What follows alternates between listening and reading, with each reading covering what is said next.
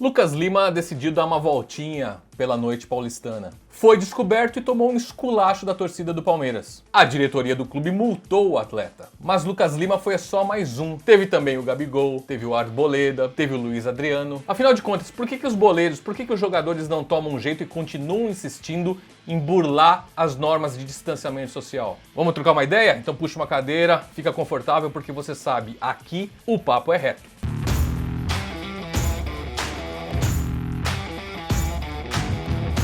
Muito bem, pessoal, se você curte esse conteúdo voltado para esportes, especialmente para futebol, se inscreve aqui no canal, deixa um like pra gente, compartilha o vídeo com seus amigos, grupo de WhatsApp, a família, enfim, todos aqueles que dividem com você esse gosto pelo assunto e, acima de tudo, como eu sempre digo, use e abuse do espaço de comentários. É aqui que a gente troca uma ideia, eu quero saber muito o que vocês pensam sobre os assuntos que a gente discute aqui ou que a gente não fala aqui. Deixem sugestões, nos ajudem a fazer a pauta do programa, que é toda voltada para vocês, ok? Então vamos aos fatos de hoje.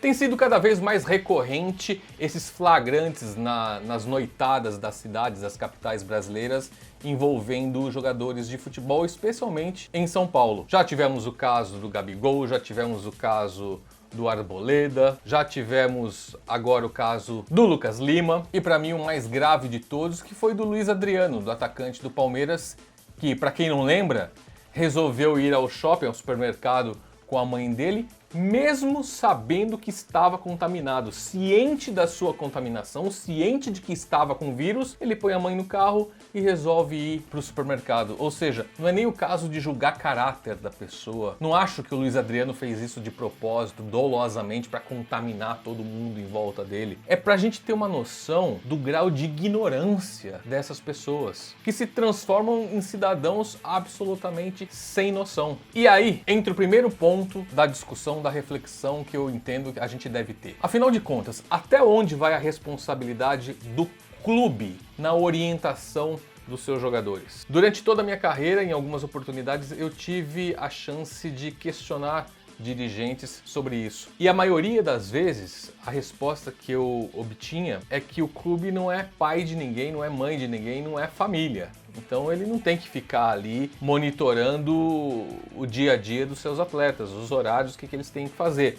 Isso tem que ser uma responsabilidade do jogador. Ok, em tese a gente pode até concordar com isso, mas na prática o que a gente percebe é que os jogadores eles não estão preparados para receber esse tipo de liberdade. Haja vista aquela discussão em relação à concentração. Na Europa, todo mundo sabe, em muitos países não há concentração. Os jogadores se apresentam, se o jogo é às 6 horas da tarde, eles se apresentam no dia do jogo para almoçar todo mundo junto e vai para o estádio. A existência da concentração já é um sinal de que o jogador brasileiro, e aí eu tô falando da maioria, evidentemente existem exceções, mas a gente tem que basear a análise na maioria dos atletas. Eles não têm esse nível de responsabilidade, eles não passam ao empregador, ao clube, ao treinador, a confiança necessária para você eliminar a necessidade da concentração. A gente sabe que tem outros motivos que fazem os jogadores irem. Muitos falam que quando tem criança pequena e ficam em casa, dificuldade para dormir, então é melhor a concentração. Isso tudo a gente sabe.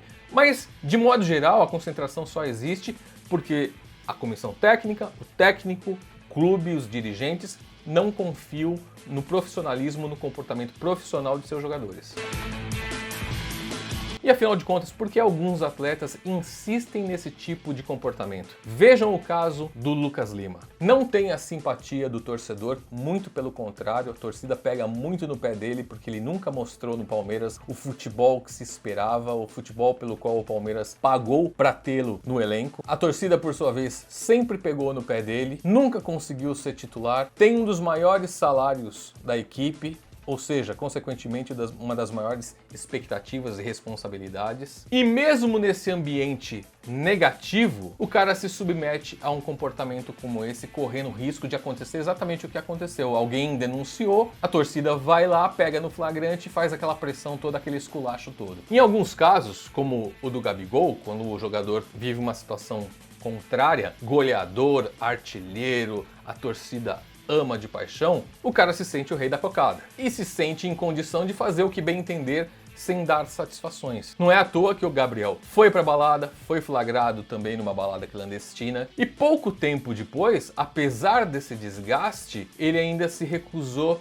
a atender a convocação do time. Lembra quando o Flamengo jogou em Curitiba, o convocou para se apresentar e ele se negou dizendo que tinha um exame da CBF que apontava um edema muscular e por isso ele se negou a atender a convocação do clube, que paga seu salário. Então a gente percebe que o torcedor ele também tem essa tendência de tolerar os erros, os desvios de conduta daqueles jogadores que têm resolvido o problema do time, que são ídolos da sua equipe. Então no caso do Lucas Lima, a primeira sensação que dá é que os torcedores tiveram uma reação ali legal. De fato, tem que pegar no pé mesmo, não de uma forma intimidadora, ameaçadora, como acabou acontecendo, mas você tem que fazer uma pressão sim para que essas pessoas que não conseguem agir de forma correta por consciência, que ajam ali por uma pressão. Porém, a gente precisa lembrar que parte do comportamento desses torcedores não é porque o Lucas Lima estava colocando em risco a saúde do elenco do Palmeiras.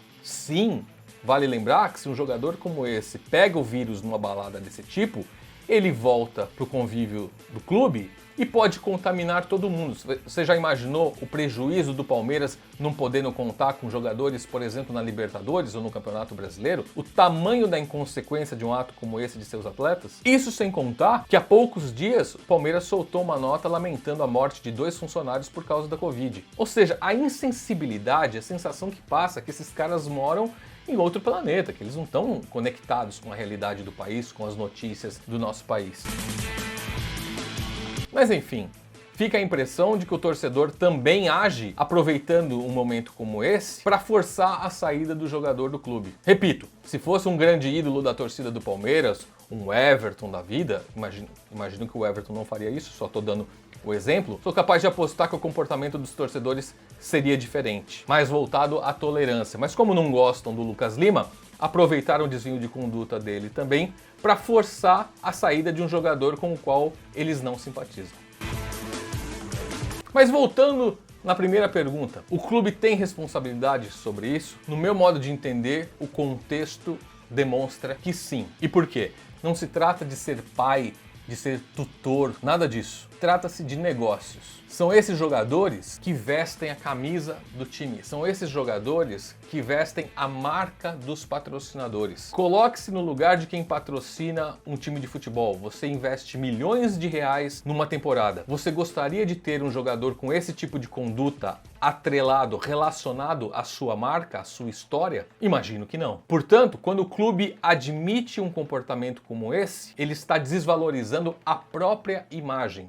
Ele está comprometendo o seu valor de mercado, está ganhando menos dinheiro, ou pelo menos corre o risco de uma futura negociação ter o seu valor de patrocínio desvalorizado. Então, é necessário acabar com essa história de que o clube precisa ser permissivo, finge que não viu, deixa o atleta dar os deslizes dele, afinal de contas o atleta é patrimônio do clube e a gente não pode comprometer o patrimônio. Mais do que o atleta, a imagem, a marca do clube é o seu grande patrimônio depois dos seus torcedores. Antes de preservar o atleta, preserve a própria imagem, a própria dignidade, o seu próprio valor de mercado. Por isso, faz-se sim necessário que os clubes orientem e, consequentemente, punam esses jogadores que descumprem tais determinações e colocam em risco a própria saúde, a saúde de seus companheiros, consequentemente o rendimento do time em competições importantes e a marca da equipe, o símbolo, o escudo da equipe.